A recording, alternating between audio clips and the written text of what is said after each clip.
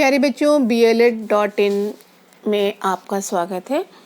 आज हम जो आपको पिछले सेशन में हिंदी सब्जेक्ट लिया था, हिंदी सब्जेक्ट में जो लेक्चर 1 था उसका आज हम लेक्चर 2 लेकर आए हैं और मैं डॉक्टर उषा आपका इस्तकबाल करती हूँ।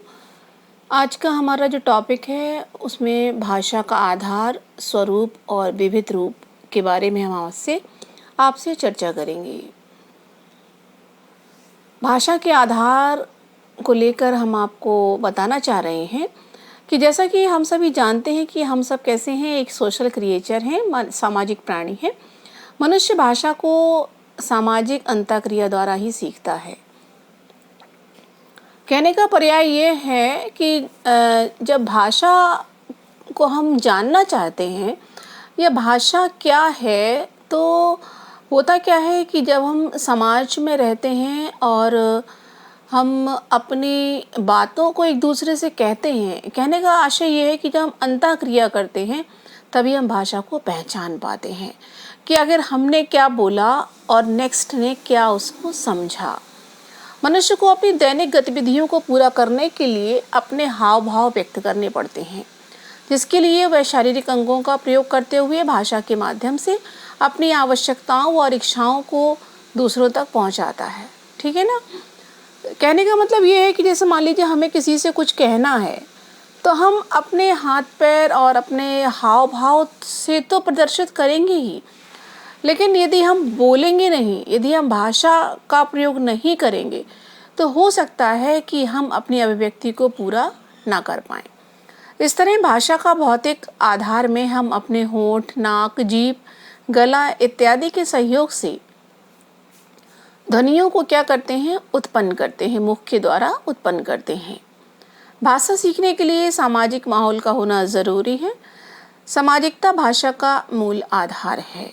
जैसा मतलब कहने का यहाँ पे ये है कि जिस सोशल और जिस सोसाइटी में आप रहेंगे, जैसा जो आपका मीडिया होगा रहने का, उसी हिसाब से आपकी भाषा क्या होगी, विकसित होगी। यानी कि जो सामाजिकता है वो भाषा का मूल आधार है और इस आधार पर मनुष्य का शारीरिक अंगों का प्रयोग भौतिक आधार बन जाता है। जिस तरह से हम अपने बॉडी के पार्ट्स का प्रयोग करते हैं तो वो हमारा क्या होता है, वो हमारा एक फिजिकल बेसिस बन जाता है। हर व्यक्ति का संबंध अपनी संस्कृति से होता है और भाषा का संस्कृति से गहरा रिश्ता है। जो हमारा भाषा है, जो हम बोलते हैं, उससे हमारा जो कल्चर है उसका क्या होता है, एक डीप रिलेशन होता है। समाज विशेष का माहौल व संस्कृति भाषा का स्वरूप बनाती है। हम जिस समाज में रहते हैं उसका क्या माहौल है और हमारा कल्चरल स्टेटस क्या है, उससे भाषा का स्वरूप बनता है। उदाहरण के लिए हम आपको बता दें कि जैसे मान लीजिए हम रूरल एरियाज़ में जाते हैं, ठीक है, तो वहाँ की जो सोसाइटी होती है, वहाँ की बोलचाल जो होता है, वहाँ का जो माहौल होता है वो अलग होता है। और यदि उसी के विपरीत यदि हम क्या कहते हैं अपने अर्बन एरियाज़ में आए, अर्बन का मतलब होता है जैसे हम शहरी समाज में आए, तो वहाँ पे हम देखेंगे कि वहाँ एक बोलचाल का ढंग अलग होता है। तो जो भाषा होती है, भाषा का जो स्वरूप होता है वो क्या होता है, समाज विशेष पर भी निर्भर करता है।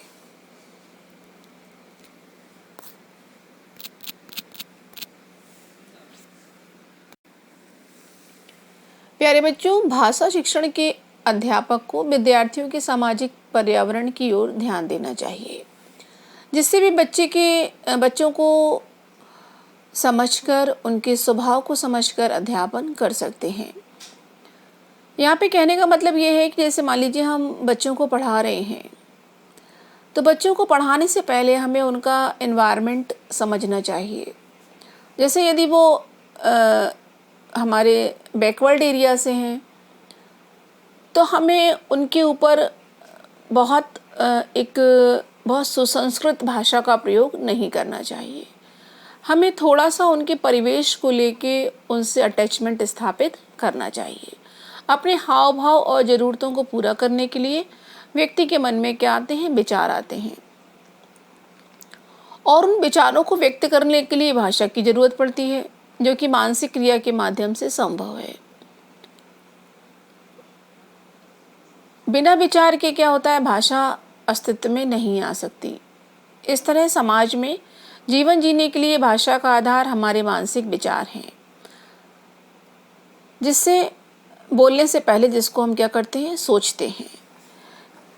ठीक है, और सोचने के बाद ही हम अपने विचार जो होते हैं वो भाव के रूप में क्या करते हैं, प्रकट करते हैं, जिनको हम भाषा के माध्यम से व्यक्त करते हैं। भाषा शिक्षक को विद्यार्थियों की सोच की विचार प्रक्रिया को समझकर विद्यार्थियों की भाषा को सशक्त बनाया जा सकता है। भाषा से विद्यार्थियों के मानसिक आधार को भी सशक्त बनाया जा सकता है। देखिए फ्रेंड्स, हम आपसे ये कहना चाहेंगे कि बहुत ही स्पष्ट और बहुत समझने वाली बात यहाँ पे ये है कि जो भाषा है, भाषा जैसे मान लीजिए हम कुछ भी बोलते हैं तो बोलने से पहले हम क्या करते हैं कि अपने दिमाग में हम उस चीज़ को एनालाइज करते हैं। हमारे दिमाग में आइडियाज़ आते हैं और जब आइडियाज़ आते हैं तो उन्हीं को तो हम बोल पाते हैं, है ना। और जो बोली है वही तो मेरी भाषा है। तो कहने का मतलब ये है कि जैसे मान लीजिए आपके विचार बहुत अच्छे हों, ठीक है, आपकी सोच बहुत अच्छी हो, तो निश्चित रूप से आप क्या करेंगे, आपका मानसिक आधार बहुत अच्छा हो तो निश्चित रूप से आप क्या करेंगे, एक भाषा में आप एक क्या करेंगे, इस सशक्त भाषा को जन्म देंगे। आगे देखिए, भाषा का स्वरूप। प्रत्येक भाषा का अपना रूप होता है। जिस तरह हर संस्कृति व समाज का भाषा पर प्रभाव पड़ता है, उसी तरह भाषा भी विकास व परिवर्तन के कालों से गुजरती रहती है। अब जैसे प्यारे बच्चों, आज का जो दिन है वो क्या है, बुद्ध पूर्णिमा का दिन है। आज भगवान बुद्ध की जन्म जयंती है। तो जैसे हम देखते हैं कि उनके समय में जो भाषा थी वो बड़ी क्लिष्ट भाषा थी। भगवान बुद्ध अपने जो उपदेश दे गए उनको समझने के लिए, उनको सरल भाषा में परिवर्तित करने के लिए बड़े बड़े मनीषी लगे रहे। यानी कि उस समय की भाषा और आज की भाषा में बहुत परिवर्तन है। कहने का मतलब ये है कि भाषा कैसी होती है, परिवर्तनशील होती है। ठीक है ना। तो प्रत्येक भाषा की अपनी प्रकृति होती है, लेकिन इसके स्वभाव को जानकर हम शिक्षण कार्य में आसानी से समझा पाते हैं। भाषा के स्वरूप की निम्न विशेषताएं हो सकती हैं। भाषा में मनुष्य अपने भावों को व्यक्त करने के लिए विभिन्न ध्वनियों का इस्तेमाल करता है, जिससे वह अपने व दूसरे के भावों को समझ सके। ध्वनियों का सार्थक रूप होता है जिससे इनको समझा जा सकता है। ध्वनियों के कारण भाषा का आधार व प्रारंभिक रूप मौखिक है। सबसे पहले हम क्या सीखते हैं, भाषा में बोलना सीखते हैं। भाषा मौलिक रूप से मौखिक प्रकृति को ही अपना कर ही उसका लिखित रूप धारण करती है। इस तरह मौखिक ध्वनियों से भाषा की उत्पत्ति हुई। सबसे पहले हम क्या करते हैं, जब भी कोई बालक होता है, बच्चा होता है, तो वो हमें कॉपी करता है। क्या कॉपी करता है, जो हम बोलते हैं उसको कॉपी करता है। यानी कि सबसे पहला जो आधार है वो क्या है, मौखिक भाषा। भाषा एक प्रकार से लिखित रूपों में चिन्हों के माध्यम से व्यक्त की जाती है। अब बात आती है कि आखिर भाषा को हम लिखते कैसे हैं। तो क्या होता है, जब हम लिखने की बात आती है तो हम चिन्ह का प्रयोग करते हैं। प्रत्येक भाषा में अपने वर्ण और अक्षर होते हैं। उनकी बनावट व वाक्य रचना का अपना स्वरूप होता है। भाषा के प्रचार व प्रसार में चिन्हों की बड़ी भूमिका है, जिससे आज सभ्यता व संस्कृति के पास अनुभव व ज्ञान का असीमित भंडार सुरक्षित है। यदि हम कोई भी वाक्य लिखें, ठीक है, और उसमें यदि हम उचित स्थान पर चिन्हों का प्रयोग ना करें तो क्या होगा, तो उसमें विकृति आ जाएगी। क्या आ जाएगी, विकृति आ जाएगी। इसलिए बहुत ज़रूरी है कि जहाँ संभव हो वहाँ आप चिन्ह का प्रयोग करें। भाषा को यदि हम देखें दुनियावी तौर पर, मतलब दुनिया की दृष्टि से देखें तो यह मनुष्य की विशेषता है। सभी जीव व प्राणी अपने अपने तरीकों से अपने भाव व विचार व्यक्त करते हैं, लेकिन विचार प्रधान एवं विकासशील भाषा तो मनुष्य की विशेषता व देन है। कहने का मतलब ये है कि कोई भी पशु है, कोई भी पक्षी है, तो वो भी क्या करता है, अपने भावों को बोलने के लिए भाषा का प्रयोग करता है। लेकिन हम तो नहीं समझ पाते, हम सिर्फ समझने की कोशिश करते हैं उसके भावों से। उसकी जैसे मान लीजिए प्रातःकालीन हम देखते हैं कि कितनी सारी चिड़ियाँ आती हैं, अपने अपने ही विचारों को ची चू के माध्यम से प्रकट करती हैं और हम समझने की कोशिश करते हैं। ये क्या है? ये उनकी विशेषता है, उनके भावों को प्रकट करने की अपना एक अंदाज है। लेकिन विचार प्रधान, जैसे मान लीजिए हम अपने विचारों को बोल पा रहे हैं, हम अपने विचारों को और विकसित कर रहे हैं भाषा के माध्यम से, तो ये सिर्फ एक मनुष्य के पास ही ऐसी विशेष क्वालिटी है और किसी के पास ये नहीं है। तो हम कह सकते हैं कि विचार प्रधान और विकासशील भाषा मनुष्य की विशेषता व देन है। प्यारे स्टूडेंट्स, भाषा वैज्ञानिकों का मत है कि भाषा को बच्चा जन्म से ही सीखकर पैदा नहीं होता। भाषा को जो बच्चा है वो वातावरण से ही सीखता है। भाषा अपने आप प्राप्त नहीं होगी, बल्कि उसे अर्जित करनी होगी।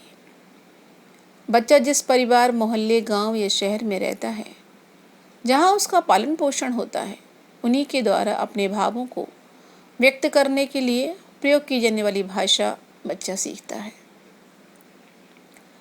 इस तरह से क्या होता है, भाषा को हम क्या करते हैं, अर्जित करते हैं। ये हमें कोई पेरेंटल देन नहीं है कि हम पैदा हुए और हमें भाषा मिल गई। हमें भाषा को क्या होता है, सीखना होता है, और हम जैसे वातावरण में रहते हैं उसी तरह की भाषा बोलना हम सीख जाते हैं। जैसा हमारा परिवार होगा, हमारा मोहल्ला होगा, गांव शहर होगा, जैसा हमारा पालन पोषण होगा, जैसे हमारे घर के लोग बोलेंगे, उसी तरह से हम क्या होते हैं, बोलना सीख जाते हैं। यानी कि हमें बोलना जो है वो सीखना होता है। यानी कि भाषा को हम क्या करते हैं, एक्वायर्ड करते हैं। ये हमारी कोई भी पेरेंटल प्रॉपर्टी नहीं है। अच्छा, एक बात और हम बता दें कि यदि भाषा नहीं है तो आपने कभी सोचा कि हम कैसे जिएंगे? हम कैसे अपने आप को बता पाएंगे कि हम कौन हैं, या हमारी क्या रिक्वायरमेंट्स हैं, या हमारे क्या विचार हैं? तो भाषा क्या है, एक सामाजिक जीवन जीने का आधार है। विचारों व हाव भाव के माध्यम से ही हम अपनी इच्छाओं को व्यक्त कर पाते हैं और हम लोग एक दूसरे के संपर्क में आते हैं। भाषा के बिना हम दैनिक कार्य नहीं कर सकते, इसलिए मनुष्य के जीवन में इसका बहुत महत्व है। बच्चा समाज में ही भाषा सीखता है व प्रयोग करता है, जिससे उसकी भाषा विकसित होती है। भाषा से सामाजिक व्यक्तित्व का विकास होता है, जिससे सामाजिक दक्षता भी बच्चों के अंदर पैदा होती है। आप समझ रहे होंगे, भाषा से सामाजिक व्यक्तित्व का विकास होता है। यानी कि जिस समाज में हम रहते हैं, ठीक है,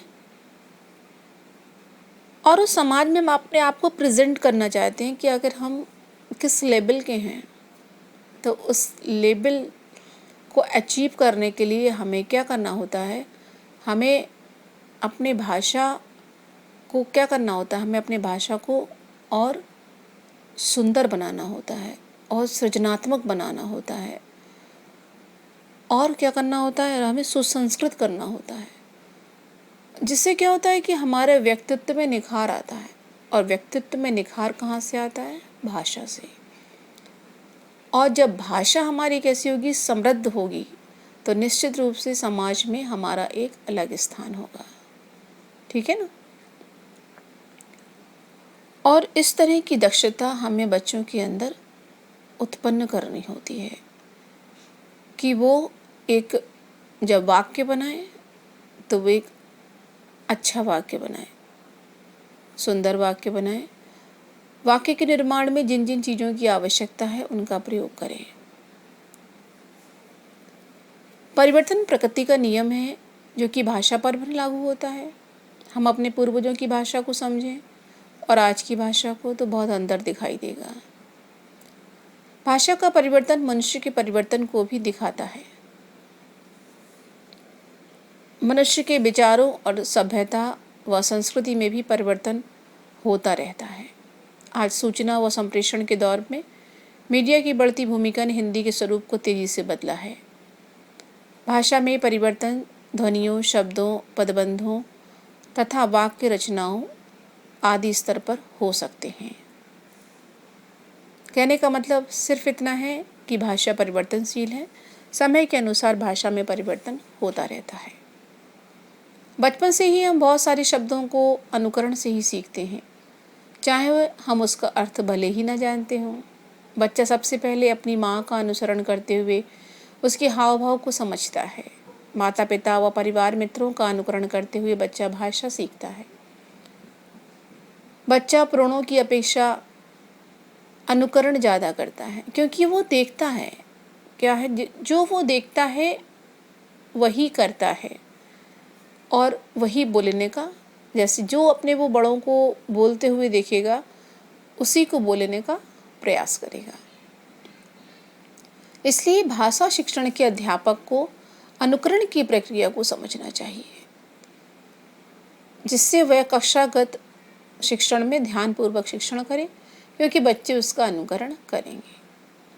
जिस तरह से बच्चा अपनी माँ का अनुकरण करता है, उसी तरह से जब बच्चा विद्यालय में आता है तो वो देखता है कि हमारे शिक्षक हमें क्या उनका हाव भाव है, कैसे उठते हैं, कैसे बैठते हैं, कैसे आते हैं, कैसे पढ़ाते हैं, कैसे बोलते हैं।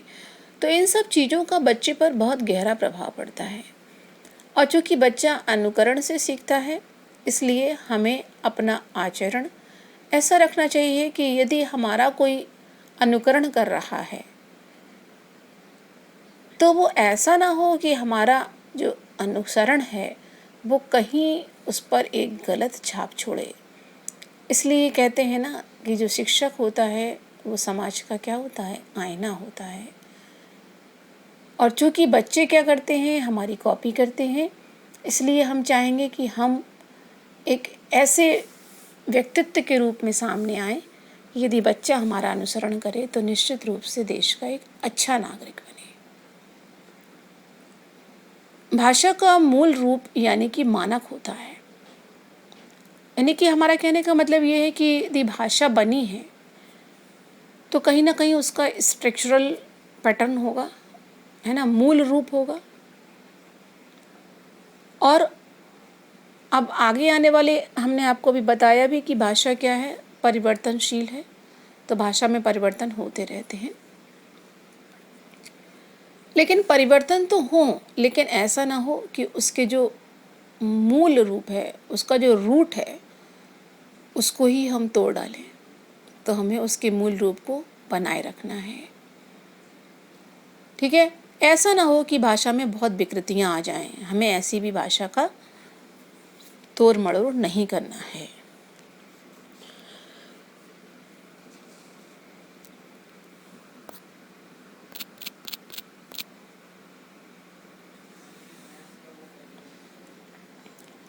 भाषा शिक्षण के अध्यापक को भाषा के इस मानक रूप को हमेशा ध्यान में रखना चाहिए। कहने का मतलब हमारा ये है कि हमारी जो मूल रूप है भाषा का, उसको हमें हमेशा ध्यान में रखना चाहिए। किसी भी भाषा के विकास को उसके साहित्य में प्रयुक्त शब्दों के माध्यम से ही समझा जा सकता है। किसी भी भाषा का इतिहास उस संस्कृति व सभ्यता का इतिहास होता है। कोई भी अकेला मनुष्य भाषा का विकास नहीं कर सकता, इसलिए उसे सामाजिक संपर्कों में आना ही पड़ता है। कहने का मतलब ये है कि यदि हम अकेले हैं तो हम कुछ नहीं कर सकते, यानी कि हमें सामाजिक होना पड़ेगा। तभी हम भाषा का क्या करेंगे, एक से दूसरे में, एक व्यक्ति से दूसरे व्यक्ति में स्थानांतरित करेंगे। प्रयोग करेंगे समझ पाएंगे। हिंदी भाषा के विविध रूप और स्वरूप। भाषा का सृजनात्मक आचरण के समानांतर जीवन के विभिन्न व्यवहारों के अनुरूप भाषिक प्रयोजनों की तलाश हमारे दौर की अपरिहार्यता है। इसका कारण यही है कि भाषाओं को संप्रेषण परक प्रकार्य कई स्तरों पर और कई संदर्भों में पूरी तरह प्रयुक्त सापेक्ष होता गया। प्रयुक्ति और प्रयोजन से रहित भाषा अब भाषा नहीं रह गई है। यहाँ पे कहने का आशय ये है कि यदि हम कुछ बोलें और उसका कोई अर्थ ना हो, उसका कोई प्रयोजन ना हो, तो वो किस बात की भाषा? समझ रहे ना आप? तो कहने का मतलब ये है कि भाषा कैसी होनी चाहिए? भाषा अर्थ युक्त होनी चाहिए। भाषा की पहचान केवल ये नहीं कि उसमें कविताएं, कहानियाँ, ठीक है, आदि हों, बल्कि भाषा की व्यापक स्तर पर संप्रेषणीयता का एक अनिवार्य प्रतिफल यह भी है कि उसमें सामाजिक संदर्भों और नए प्रयोजनों को साकार करने की कितनी संभावना है। इधर संसार भर की भाषाओं में यह प्रयोजनहीनता धीरे धीरे विकसित हुई और रोजी रोटी का माध्यम बनने की विशिष्टताओं के साथ भाषा का नया आयाम सामने आया।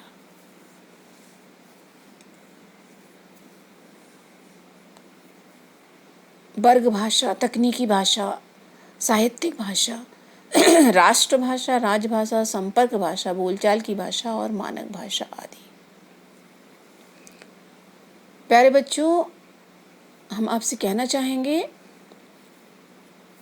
कि भाषा जो है वो क्या है? एक कम्युनिकेशन का माध्यम है, ठीक है। और हम क्या करें कि हम अपनी भाषा को इतना परिष्कृत करें, ठीक है ना, इतना प्योर करें कि वो कहीं पे भी हम अपने विचारों को रखें तो वो विचार हमारे समझे जा सकें, दूसरों को समझ में आ सकें, तो वो प्रयुक्त की जाने वाली सही भाषा है, ठीक है ना।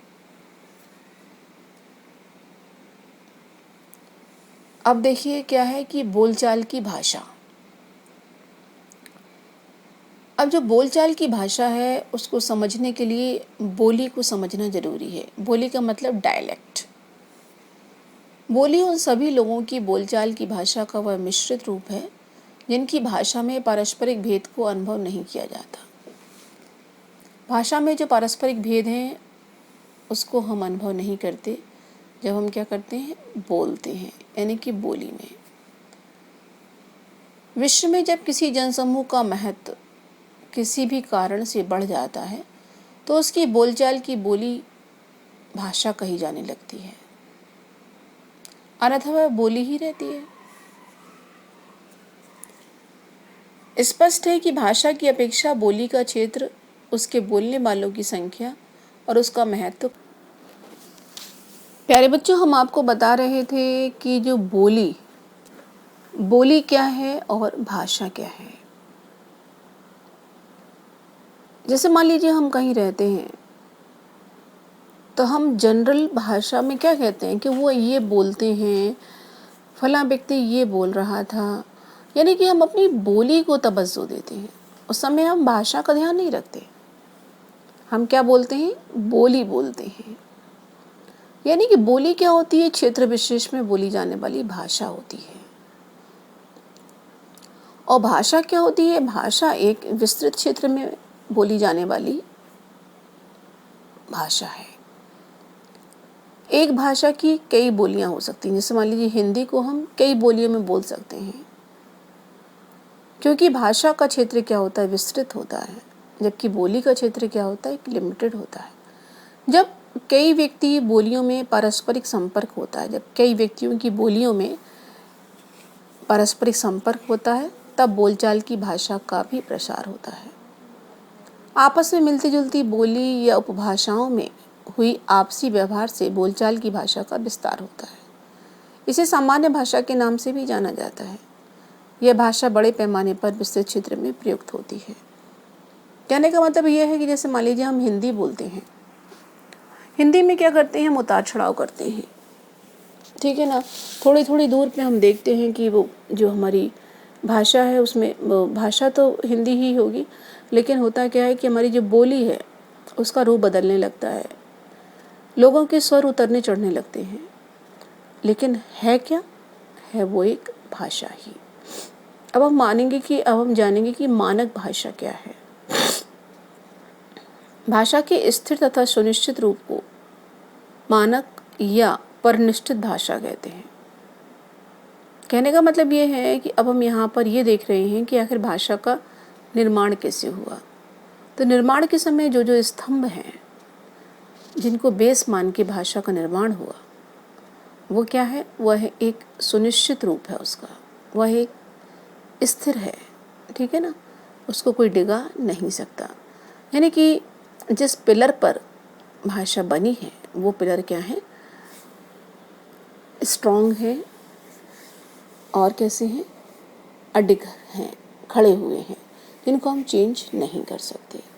भाषा विज्ञान कोश के अनुसार किसी भाषा की उस विभाषा को परनिष्ठित भाषा कहते हैं जो अन्य विभाषाओं पर अपनी साहित्यिक एवं सांस्कृतिक श्रेष्ठता स्थापित कर लेती है तथा उन विभाषाओं को बोलने वाली भी उसे सर्वाधिक उपयुक्त समझने लगती हैं।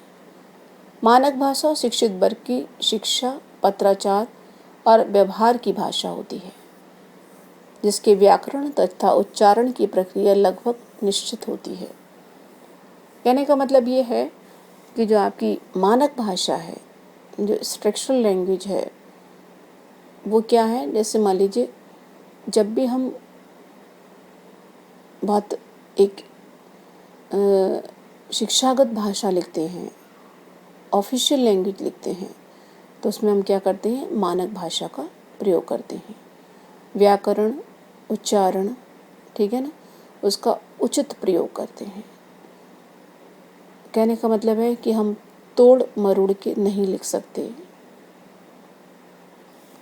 जैसा हम पढ़ते हैं हम वैसा ही लिखते हैं, तो वो मानक भाषा कहलाती है। मानक भाषा को टकसाली भाषा भी कहते हैं। इसी भाषा में पाठ्य पुस्तकों का प्रकाशन होता है। हिंदी, अंग्रेजी, फ्रेंच, संस्कृत तथा ग्रीक इत्यादि मानक भाषाएं हैं। किसी भाषा के मानक रूप का अर्थ है उस भाषा का वह रूप जो उच्चारण रूप, रचना, वाक्य रचना, शब्द रचना तथा अर्थ, मुहावरे, लोकोक्तियाँ, प्रयोग तथा लेखन आदि की दृष्टि से उस भाषा के सभी नहीं तो अधिकांश सुनिश्चित लोगों द्वारा शुद्ध माना जाता है। कहने का मतलब ये है कि जो मानक भाषा है उसमें हर चीज़ का अपना एक निश्चित स्थान है और उसको वैसे ही प्रयोग करना है। मानकता अनेकता में एकता की खोज है। अर्थात यदि किसी लेखन या भाषिक इकाई में विकल्प न हो तब तो वही मानक होगा, किंतु यदि विकल्प हो तो अपवादों की बात छोड़ दो, ठीक है, अपवादों की बात छोड़ते हैं तो कोई एक मानक होता है। यानी कि हम बार बार इस चीज यही कह पाएंगे, यही कह सकते हैं कि कहीं यदि कोई एक्सेप्शन है तो बात अलग है, अदरवाइज जो मानक भाषा है उसका अपना एक स्ट्रक्चरल लैंग्वेज है, अपना एक स्टैंडर्ड है और उसको हम विकृत नहीं कर सकते।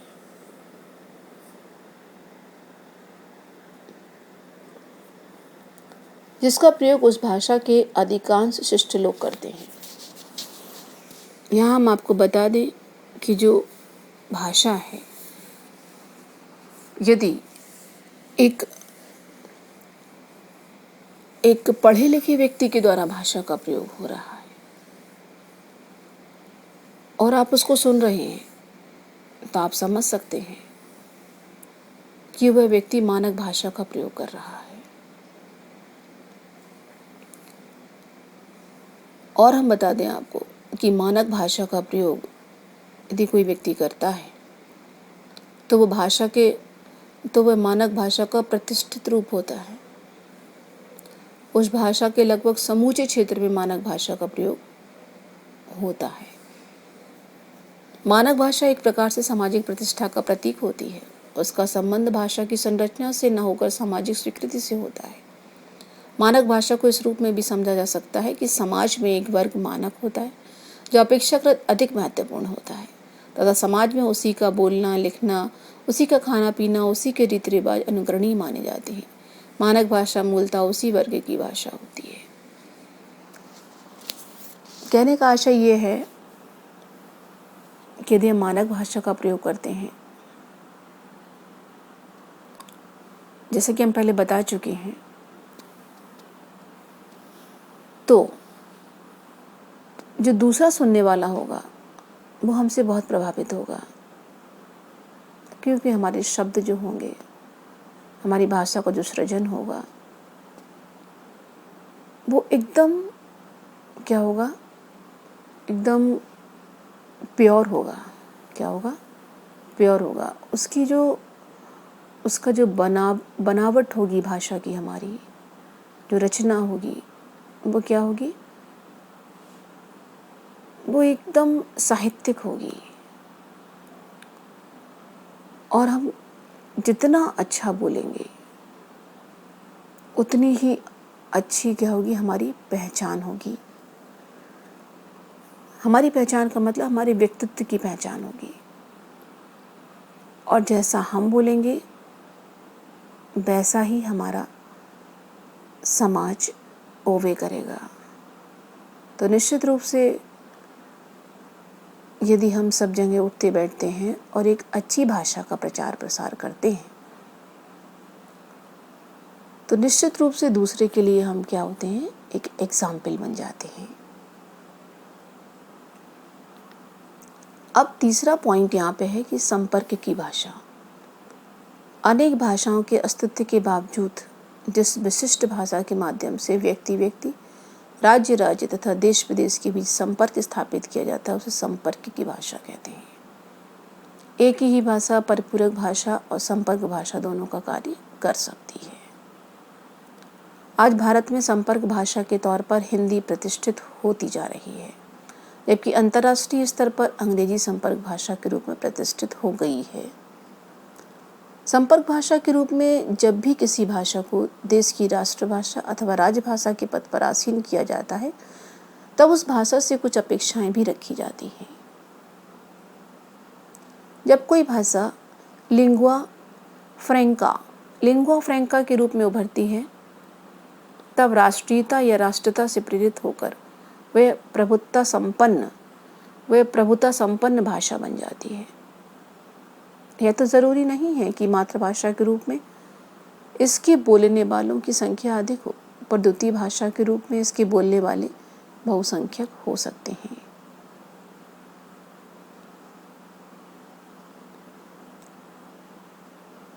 तो ये है हमारे संपर्क की भाषा, एक दूसरे से अटैच्ड होने की भाषा। अब आती है मातृभाषा। हिंदी का मातृभाषिक प्रदेश दिल्ली और दिल्ली से लगा हुआ उत्तर प्रदेश का जिला मेरठ मात्र है। वस्तुतः मातृभाषा वह भाषा है जिसे व्यक्ति अपनी माता की गोद में सीखता है, अर्थात उसे माँ बाप, उसे अड़ोस पड़ोस, उसके अपने संस्कार की भाषा क्या होती है? मातृभाषा होती है। मातृभाषा की पहचान के संबंध में गुलाब राय ने अपने लेख मातृभाषा की महत्ता में लिखा है कि यदि किसी की मातृभाषा का पता करना हो और यह किसी भी प्रकार पता नहीं चल पाए तो अचानक पीछे से उसकी पीठ पर मुक्का मारो। ऐसी स्थिति में जिस भाषा में वह अपनी आह व्यक्त करे वही उसकी मातृभाषा होगी। कारण कोई कितना भी विदेशी भाषा का ज्ञान रखने वाला हो, अतिशय सुख अथवा अतिशय दुख की अवस्था में वह अपनी मातृभाषा में ही अपने हृदय के भाव प्रकट करता है। यह एक अजीब सी बात देखने को मिलती है कि जो हिंदी मातृभाषा के रूप में मात्र दिल्ली या उससे लगे मेरठ जिले एवं उसके आसपास के एक छोटे भूभाग में प्रयोग में रही, द्वितीय भाषा के रूप में लगभग सारे भारत के विस्तार में प्रांजल संपर्क का एकमात्र साधन बन चुकी है।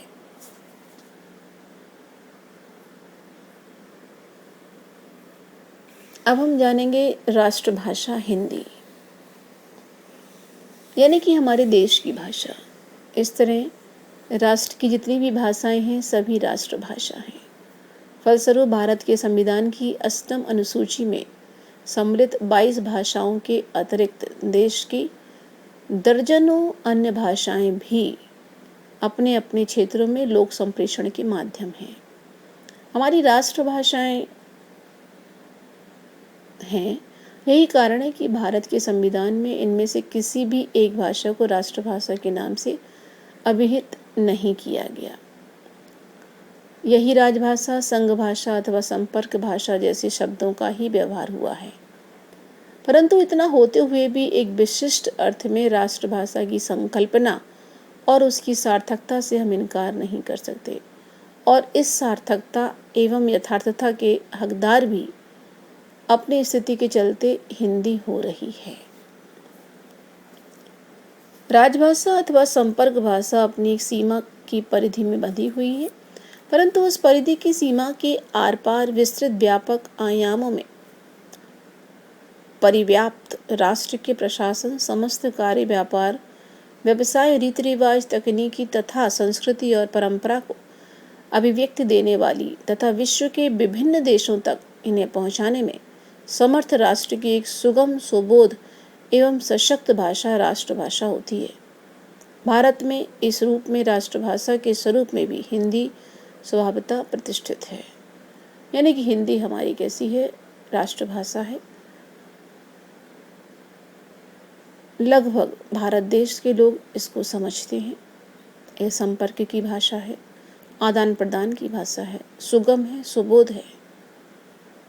इसलिए हिंदी कैसी है, स्वभावतः प्रतिष्ठित भाषा है। वस्तुतः राष्ट्रभाषा, राजभाषा, राष्ट्र की भाषा हिंदी है, जो अपने व्यापक परिवेश और विकासोन्मुख प्रवर्धमान शक्तियों के चलते अपनी क्षेत्रीयता की सीमा से ऊपर उठते हुए देश के विभिन्न क्षेत्रों, संवेदन, स्पंदन को अपनी आत्मा में समेटकर उसे प्रकाश और अभिव्यक्ति देती है, और जो विभिन्न क्षेत्रों, विभिन्न भाषा भाषियों के बीच भावनात्मक ऐक्य स्थापित करते हुए एक ब्रिज का काम करती है। क्या करती है? सेतु का काम करती है। हिंदी इन दोनों ही दायित्वों को क्या कर रही है? बखूबी निभा रही है, और इसलिए इसकी राष्ट्रभाषा के रूप में प्रतिष्ठा किसी कृत्रिम प्रयास का नहीं, बल्कि स्वाभाविक गति का परिणाम है।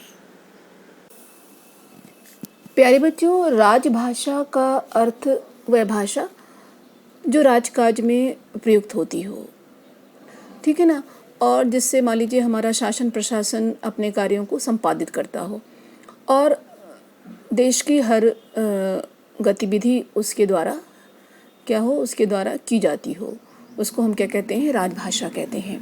जैसे कि आप जानते हैं कि हर देश का अपना एक झंडा होता है, ठीक है, तो झंडा क्या करता है? उस देश का अपना प्रतिनिधित्व करता है, और उसे हम राष्ट्रध्वज के नाम से पुकारते हैं। उसी तरह से क्या होता है कि जो राजभाषा होती है वो देश की क्या होती है? एक अग्रणी देश की जानी जाने वाली भाषा होती है, तो उसको हम राजकीय भाषा कहते हैं, और उस भाषा को राजभाषा की संज्ञा दी जाती है। परंतु प्यारे बच्चों, जैसे कि संघ राष्ट्रों में, जहाँ देश राष्ट्र के भिन्न भिन्न राज्यों का अलग अलग राजभाषाएं होती हैं, वहाँ भाषा संघ की राजभाषा होती है, जो आमतौर पर समस्त देश में अथवा देश के अधिकांश भागों में परस्पर भिन्न भाषा भाषियों के बीच संपर्क माध्यम का तो कार्य करती ही है। देश की शिक्षा, देश का ज्ञान विज्ञान, रीति नीति, कला, संस्कृति आदि से संबंधित समस्त कार्यों का भी निर्वाह करती है। उसी तरह से क्या है, प्यारे बच्चों, जो हिंदी है वो क्या करती है, इन सभी कार्यों को बखूबी निभाती है।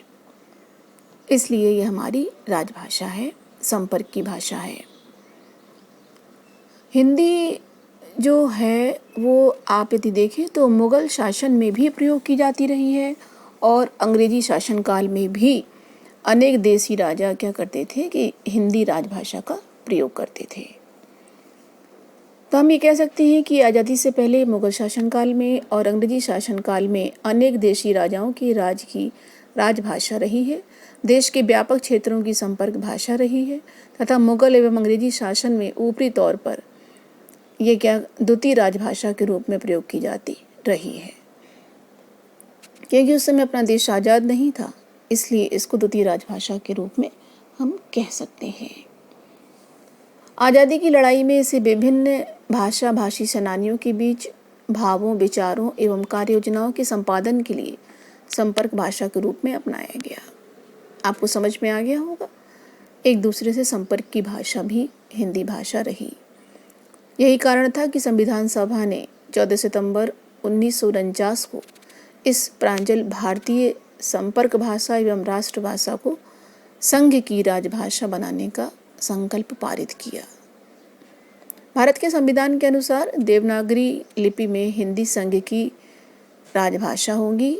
वस्तुतः संविधान की 8वीं अनुसूची में सम्मिलित देश की 22 भाषाएं देश की राजभाषाएं हैं, परंतु जब पूरे देश को ध्यान में रखकर राजभाषा की चर्चा करते हैं तो इसका एकमात्र अर्थ होता है कि संघ की राजभाषा जो संघ के प्रशासनिक कार्यों, संघ और राज्यों के बीच संपर्क अथवा अपने देश का दूसरे देशों के साथ राजनयिक संबंध और परस्पर आदान प्रदान के माध्यम के रूप में प्रयुक्त होती है, यही हिंदी भारत के संघ की राजभाषा है। अब हम आपको बताने जा रहे हैं बहुराष्ट्रीय भाषा हिंदी अथवा विश्वात्मक भाषा हिंदी।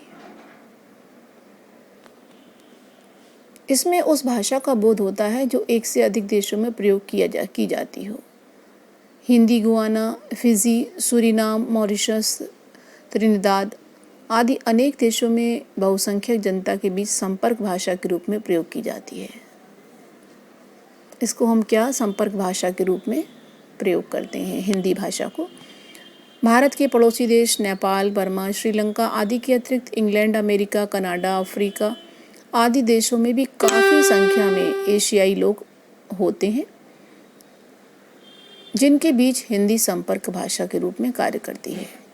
मुस्लिम देशों में तो हिंदी इतनी परिचित एवं सुलभ है कि वे अनेक हिंदी सीरियल बड़े चाव से और नियमित रूप से देखते हैं। विश्व के अधिकांश बड़े देशों में विश्वविद्यालय स्तर पर हिंदी का पाठ्यक्रम है और उसमें काफ़ी छात्र छात्राएं अध्ययनरत हैं। आज विश्वात्मक गणना के आधार पर हिंदी विश्व में सबसे अधिक बोली जाने वाली, समझी जाने वाली भाषाओं में पहले स्थान पर है। तात्पर्य यह है कि विश्व में किसी एक भाषा बोलने समझने वालों में हिंदी बोलने समझने वाले सर्वाधिक लोग हैं। इस बात को ध्यान देना चाहिए। भारत में औद्योगिक उदारीकरण के फलस्वरूप बहुराष्ट्रीय कंपनियों के आगमन और उनके द्वारा इस देश में अपने व्यवसाय के प्रसार के उद्देश्य से देश की व्यापक जनभाषा हिंदी को व्यावसायिक संपर्क भाषा के रूप में प्रयोग तथा टीवी चैनलों द्वारा हिंदी के अनेक कार्यक्रमों का एक साथ भारत, अरब, इंग्लैंड, अमेरिका आदि में प्रसारण से पहले विश्व के अनेक देशों में हिंदी का प्रयोग होने की जानकारी के बावजूद इस भाषा के बहुराष्ट्रीय भाषिक स्वरूप अथवा यूँ कहें कि विश्वात्मक स्वरूप से आमतौर पर इस देश के बुद्धिजीवी भी परिचित नहीं थे। विश्व स्तर पर सबसे अधिक लोगों द्वारा जानी समझी जाने वाली भाषाओं के बीच प्रथम स्थान ग्रहण करने के पश्चात भी हमारे पढ़े लिखे भारतीयों की मानस दशा कुछ ऐसी हो चुकी थी कि हम बुद्धिजीवी भी हिंदी के विश्वात्मक स्वरूप को अपने मानस पटल पर उतार पाने में बड़ी कठिनाई अनुभव कर रहे थे। जन सामान्य की तो बात ही क्या, फिर भी आज हिंदी के विश्वात्मक प्रकृति से हम अपना पल्ला नहीं झाड़ सकते, न ही इस तथ्य को झुठला सकते हैं। यानी कि हम कह सकते हैं कि हिंदी हमारी मातृभाषा है, हमारे राज्य की भाषा है, विश्व में सबसे अधिक बोली जाने वाली भाषा है। इसी के साथ हमारा आज का ये सेशन यहीं पर संपन्न होता है। आज के लिए प्यारे बच्चों बस इतना ही। अब हम अगले सेशन में आपको पढ़ाएंगे कि राजभाषा क्या है। अच्छा, हमने आपसे एक बात कही थी इससे पहले कि आप हमारे सेशन को जब पढ़िएगा तो चीज़ों को बार बार पढ़िएगा। बार बार पढ़ने से क्या होता है कि चीज़ें स्पष्ट होती हैं और समझ में आने लगती हैं, ठीक है ना। और दूसरी बात हम ये चाह रहे थे कि इस लेक्चर को अधिक से अधिक लोगों तक पहुंचाएं। उसके लिए हम आपसे सिर्फ इतनी ही वांट करेंगे कि आप क्या करें, कम से कम 20 लाइक्स करें, सब्सक्राइब करें, शेयर करें, ठीक है। मैसेंजर पे हमसे चैट कर सकते हैं। आप हमें बताएं कि हम अपने लेक्चर्स को और अच्छा और सुदृढ़ और परिष्कृत और आप तक इजीली पहुंचा पाए हम, तो हम और कौन कौन से प्रयासों को इसमें अपनाएं। क्योंकि प्यारे बच्चों, हमने जो शुरुआत की है वो हम ये चाहते हैं कि आप तक इसकी पहुंच आसान हो, आपको समझ में आए, ठीक है ना, और आप अपने एग्ज़ाम में इसको लिख सकें। ये कोई ज़रूरी नहीं है कि हम जितनी क्लिष्टता इस स्लाइड में आपको दिखा रहे हैं आप उसी क्लिष्टता को अपनी कॉपी में लिखें, आप अपनी भाषा में लिखें। आपने हमसे समझ लिया है, अब आप अपनी समझ से लिखें, ठीक है ना, और अधिक से अधिक अंकों को अर्जित करें। ऐसी हमारी शुभकामनाएं हैं। तो आज के लिए बस इतना ही। अपने आप को सुरक्षित रखें। आज के समय में घर पर रहें। Stay at home. Keep yourself safe. Okay, good day.